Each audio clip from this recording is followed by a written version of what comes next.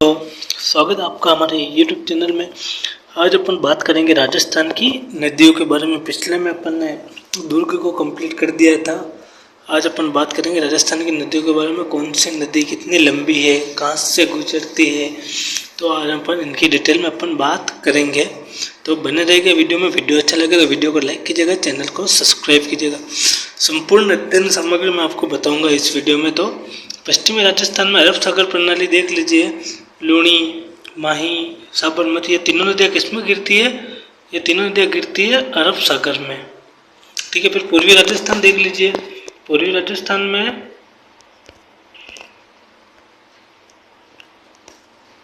बंगाल की खाड़ी प्रणाली में गंगर, चंबल, बनास, बाणगंगा और यमुना, ये सब बंगाल की खाड़ी में गिरने वाली नदियाँ हैं।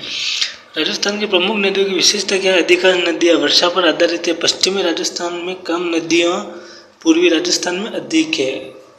समझे दोस्तों, पश्चिमी राजस्थान जो है उसमें बहुत कम नदियाँ अपन को देखने को मिलती है और पूर्वी राजस्थान में बहुत सी नदियाँ अपन को देखने को मिलती है। अरवल्ली पर्वतमाला जल विभाजक रेखा है जो कि ऊपर इमेज में बीच में बनी हुई थी। कुछ नदियों को 12 और कुछ को मौसमी नदियाँ भी बोला जाता है। बंगाल की खाड़ी में गिरने वाली नदियाँ कौन सी? चंबल, बनास, बाणगंगा, गंगा, यमुना, ये बंगाल की खाड़ी में।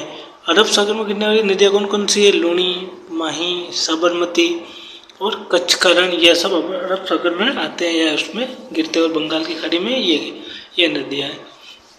तो आशा करता हूँ कि आपका नदियों का कन्फ्यूजन क्लियर हो गया होगा। पश्चिमी पूर्वी राजस्थान में कौन कौन सी नदियाँ हैं, किसमें जाके कौन गिरती है, तो उसको मैंने आपको बता दिया है। डायग्राम से भी बता दिया है और पढ़ के और समझा के भी मैंने आपको बता दिया है। पहली नदी के ऊपर में फोकस करते हैं। पहली नदी अपनी चंबल नदी। इसका क्या उद्गम स्थल मध्य प्रदेश के इंदौर जिले की जनापाव की पहाड़ी से निकलती है। परिचय है, राजस्थान की सबसे लंबी और सबसे महत्वपूर्ण नदी है। यह एक 12 नदी है जो कि पूरे वर्ष बहती है। इसमें पानी कभी नहीं सूखता, चाहे गर्मी हो, बारिश हो या ठंड का मौसम हो, तो इसमें पानी कभी नहीं सूखता। इसका उद्गम स्थल इसका मध्य प्रदेश के इंदौर जिले के जनापाव की पहाड़ी माना जाता है।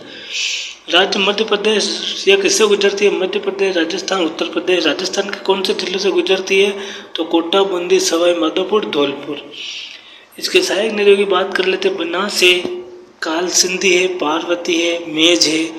प्रमुख बांध इसके ऊपर जो बनाए गए हैं वो है गांधी सागर बांध मध्य प्रदेश, राणा प्रताप सागर बांध चित्तौड़गढ़, जवाहर सागर बांध कोटा और कोटा बैराज बांध सिंचाई के लिए प्रसिद्ध है। ये आपने सुना ही होगा। विशेष जानकारी क्या है? गहरी घाटियाँ बनाती है, जल विद्युत उत्पादन में उपयोग किया जाता है। राष्ट्रीय चंबल अभयारण्य और घड़ियाल, डॉल्फिन, कछुआ इस नदी में पाए जाते हैं। यमुना की प्रमुख सहायक नदी है। कौन सी नदी है? चंबल नदी, यमुना की प्रमुख सहायक। एग्जाम में फैक्ट के बना राजस्थान की सबसे लंबी नदी कौन सी है? 12 नदी किसे कहते हैं? यमुना की सहायक नदी। राष्ट्रीय चंबल अभयारण्य किस नदी पर बना हुआ है? तो सबका आंसर होगा चंबल नदी। दूसरी नदी पर बनते हैं बनास नदी है। इसका उद्गम स्थान राजसमंद जिले के कुंभलगढ़ के पास अरावली पहाड़ियाँ माना जाता है। ये ठीक है। परिचय, राजस्थान की गंगा कहलाती है, ये मोस्ट इम्पोर्टेंट है। राजस्थान की गंगा कहलाती है। पूरी तरह राजस्थान में बहने वाली सबसे लंबी नदी है। ये पूछ ले कि पूरी तरह से राजस्थान में बहने वाली सबसे लंबी नदी कौन सी है? तो वो है बनास नदी। राज्य पूर्ण राजस्थान से बहती है। प्रमुख जिले इसके राजस्थान के राजसमंद, भीलवाड़ा, टोंक, सवाई माधोपुर से गुजरती है, लेकिन राजस्थान में पूर्णतः इसका पानी जाता है। सहायक नदियाँ देख लीजिए। बनास की बेड़च, कोठारी, खारी, मेज। प्रमुख बांध इसके ऊपर एक ही बांध बना हुआ है, बिसलपुर बांध, जो कि जयपुर अजमेर जल की आपूर्ति के लिए यूज होता है। मेवाड़, विशेष जानकारी देख लीजिए। मेवाड़ का क्षेत्र की जीवन रेखा है। कई सभ्यताओं का विकास इससे होता है। कृषि और सिंचाई के लिए अत्यंत महत्वपूर्ण है। चंबल नदी में जाकर यह मिलती है। एग्जाम पॉइंट क्या बनते हैं? राजस्थान की गंगा किस नदी को कहते हैं? बिसलपुर बांध किस पर बना हुआ है? चंबल सहायक नदी कौन सी? पूर्ण राजस्थान में कौन सी नदी बहती है? सबका आंसर है बनास नदी। तीसरा अपन बात करेंगे लूनी नदी के बारे में। इसका उद्गम स्थल अजमेर जिले के नाग पहाड़ी अरावली माना जाता है। परिचय राजस्थान में देख रहे हैं, राजस्थान की सबसे प्रसिद्ध मरुस्थलीय नदी है, पश्चिमी राजस्थान की भी यह मुख्य नदी है और प्रमुख मरुस्थलीय नदी है। इसका बहाव राजस्थान गुजरात में होता है। राजस्थान के कौन से जिले में होती है? अजमेर, पाली, जोधपुर, बाड़मेर, जालोर आदि जिलों से होकर गुजरती है। इसके सहायक नदियाँ है जवाई, सुकड़ी, जोजड़ी, लीलड़ी। प्रमुख बांध परियोजना इसके ऊपर जवाई बांध बना रखा है पाली जिले के अंदर और बाकली बांध बना रखा है जालोर जिले के अंदर। ठीक है, तो ये थी अपनी लूणी नदी। विशेष जानकारी अपन देख लेते हैं। इसका पानी खारा होता है, बालोतरा के बाद अधिक खारा हो जाता है। जब बालोतरा क्षेत्र आता है, नदी बहते बहते जाती है, तो बालोतरा के बाद इसका पानी और ज़्यादा खारा हो जाता है, जो कि पहले नॉर्मल खारा होता था। कच्छ के रण में जाकर समर्पित होती है। सीमित सिंचाई और पशुपालन में उपयोग होती है। ज़्यादा पानी इसके अंदर नहीं होता है, तो ये खारा पानी होता है, तो वह सिंचाई के लिए ज़्यादा अच्छा नहीं माना जाता, इसलिए सीमित सिंचाई के लिए उपयोग होता है। पशुपालन में भी इसका उपयोग होता है। पॉइंट क्या बनते हैं एग्जाम पॉइंट? खारे पानी की नदी को किसे कहा जाता है? मरुस्थलीय नदी किसे कहा जाता है? कच्छ के रण में समर्पित नदी किसे कहा जाता है? और बालोतरा के बाद खारा पानी आने वाली नदी किसे कहा जाता है? ठीक है, तो कौन सी नदी कहा जाता है? लूणी नदी को कहा जाता है। चौथी नदी है माही नदी। इसका उद्गम स्थल मध्य प्रदेश के धार जिले के विंध्याचल पहाड़िया है। अगर पूछ ले माही नदी का उद्गम स्थल कौन सा है मध्य प्रदेश के अंदर, तो मध्य प्रदेश के अंदर धार जिले के विंध्याचल पहाड़ियों में से निकलती है। राजस्थान में परिचय देख लेते हैं। राजस्थान की प्रमुख नदी आदिवासी क्षेत्र की जीवन रेखा है। इस नदी से अब राजस्थान का आधा आदिवासी क्षेत्र है वो इस नदी के भरोसे जीवित रहता है, इससे उनको पानी मिलता है। राजस्थान राज्य कौन कौन से राज्य से होती है? मध्य प्रदेश, राजस्थान, गुजरात, 3 राज्यों में नदी प्रमुख बहती है। राजस्थान के बांसवाड़ा डूंगरपुर में यह बह के मध्य गुजरात में चली जाती है। इसकी सहायक नदियाँ सोम, जाखम, अनास और चाप है। इसके ऊपर एक ही बांध बना हुआ है, माही बजाज सागर परियोजना बांसवाड़ा के अंदर डैम है। कभी आप गए तो आपने देखा होगा। विशेषता क्या है? विशेष जानकारी देख लेते हैं। कर्क रेखा 2 बार पार करती है। सबसे महत्वपूर्ण तथ्य है कि कौन सी नदी 2 बार पार करती है, तो माही नदी 2 बार कर्क रेखा को पार करती है। यह सबसे महत्वपूर्ण तथ्य है। अरब सागर में जाकर गिरती है। बिजली के उत्पादन, सिंचाई पर प्लेजर। इस नदी का उपयोग 3 चीज़ों में होता है। बिजली बनाने में किया जाता है, सिंचाई के लिए भी किया जाता है और पेयजल यानी कि पीने के लिए भी इस नदी के पानी का उपयोग किया जाता है। एग्जाम में क्या पॉइंट बनते हैं? 2 बार कर्क रेखा पार करने वाली नदी माही बजाज सागर बांध किस बना हुआ है? अरब सागर में कौन सी नदी गिरती है? आदिवासी की क्षेत्र की जीवन रेखा किस नदी को कहा जाता है? वो कहा जाता है माही नदी को। अगले अपन बात करेंगे साबरमती नदी। इसका उद्गम स्थल है उदयपुर जिले की अरावली पहाड़ियाँ। क्या है? उद्गम जिले की अरावली पहाड़ियाँ। पश्चिमी राजस्थान और गुजरात की महत्वपूर्ण नदी है। दक्षिणी पश्चिम दिशा में बहती है। राज्य राजस्थान गुजरात दो राज्यों में बहती है पहले, फिर राजस्थान के जिले उदयपुर सिरोही को पार करके यह गुजरात में प्रवेश करती है। इसकी सहायक नदियाँ वाकल, सेई, हाथीमती। इसके ऊपर 2 बांध बनाए गए जो कि दोनों ही गुजरात में है। दरोई बांध गुजरात और हाथीमती बांध गुजरात। अहमदाबाद शहर इसी नदी के किनारे बसा है। आप सुना हो तारकमता, अगर आप देखते हो तो दरिया का गाँव अहमदाबाद, उसकी वो साबरमती नदी आती है, तो वो यही साबरमती नदी है।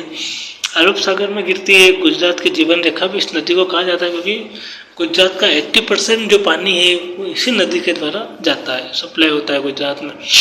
प्रमुख फैक्ट देखते हैं, अरब सागर में गिरती है। अहमदाबाद इसी नदी के किनारे बसा हुआ है। उदयपुर से यह उद्गम स्थल से निकलती है। बाण गंगा नदी उद्गम स्थल जयपुर जिले की बेराट पहाड़ियाँ है। परिचय देख लेते हैं। पूर्वी राजस्थान की प्रमुख नदी वर्षा पर आधारित होती है। पूरी नदी वर्षा पर आधारित होती है, वर्षा के पानी पे। 2 राज्यों से होकर निकलती है, राजस्थान, उत्तर प्रदेश। राजस्थान के जिले को कवर करती है, जयपुर जिला, दौसा जिला और भरतपुर जिले को। इसके सहायक नदियाँ सूरी, पलासन, गुमटी। प्रमुख परियोजना कौन सी? रामगढ़ बांध जयपुर इसके ऊपर बना हुआ है। विशेष जानकारी यमुना नदी में मिलती है। कृषि में बहुत उपयोग है। बंगाल की खाड़ी में बंगाल की खाड़ी का प्रणाली का हिस्सा है। सबसे ज़्यादा पानी इसी नदी का बंगाल की खाड़ी में जाके गिरता है। एग्जाम पॉइंट क्या है? यमुना नदी में मिलती है, जयपुर से उद्गम स्थल है और पूर्वी राजस्थान की वर्षा पर निर्धारित रहने वाली यह नदी है। गंगा नदी देख लेते हैं। उद्गम स्थल इसका हिमालय क्षेत्र, हिमाचल प्रदेश से निकलती है, राजस्थान में आती है। यह परिचय, राजस्थान के उत्तरी भाग में प्रमुख नदी अंतर्देशीय नदी है, बरसात में बहती है यह नदी। यह राज्य कौन कौन से? हिमाचल प्रदेश, पंजाब, हरियाणा, राजस्थान, 4 राज्यों को कवर करती है। राजस्थान जिले में हनुमानगढ़ और श्री गंगानगर, जो कि अपने राजस्थान के नक्शे में सबसे ऊपर के 2 जिले हैं, मतलब उत्तरी में, तो वहाँ पे यह नदी बहती है। सहायक नदियाँ इसकी कौशल्या, मारकंडा, सरस्वती। एक बांध बना हुआ है ओटू बैराज बांध, हनुमानगढ़। विशेष जानकारी, प्राचीन सरस्वती नदी से जोड़ा जाता है। ऐतिहासिक महत्व है, राजस्थान में प्रवेश करने के बाद मरुस्थल में विलुप्त हो जाती है। मौसमी नदी केवल बरसात में यह नदी बहती है। एग्जाम पॉइंट के मतलब अंतर्देशीय नदी कौन सी है?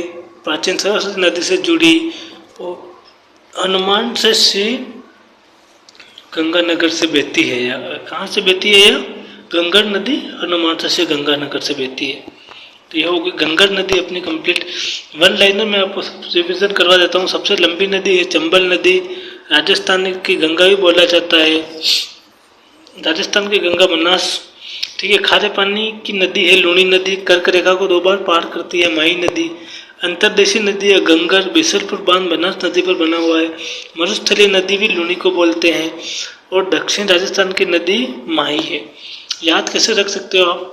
हर वीडियो में आपको याद रखने की ट्रिक लेके आता हूँ। आपको पता है याद रखने की ट्रिक है ये। अब आपके हिसाब से चबलू मास बाग, मैं बढ़ता हूँ इसको। चबलू मास बाग, च से चंबल, ब से बनास, ल से लुणी, म से माही, स से साबरमती, बा से बाण गंगा, घ से घंगर। प्रीवियस ईयर टाइप से क्वेश्चन पूछ देखे थे। राजस्थान की सबसे लंबी नदी चंबल, राजस्थान की गंगा किसे कहा जाता है? बनास को। खारे पानी की नदी कौन सी है? लूणी नदी है। कर्क रेखा 2 बार कौन सी नदी पार करती है? तब वह माही करती है। अंतर्देशीय नदी कौन सी है? गंगर नदी है। बिसलपुर बांध बनास नदी पर बना हुआ है।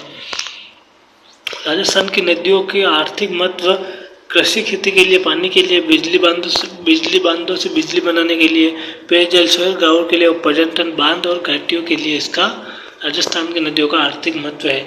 तो आज अपन ने कंप्लीट कर ली है राजस्थान की नदियाँ, जो कि CIT का मोस्ट इम्पोर्टेंट टॉपिक था। आप किसी भी एग्जाम में ये आ सकता है, तो आप इसकी तैयारी कर लें। और अगर वीडियो अच्छा लगा हो तो वीडियो को लाइक कीजिए, चैनल को सब्सक्राइब कीजिए। ऐसे वीडियो मैं आपके लिए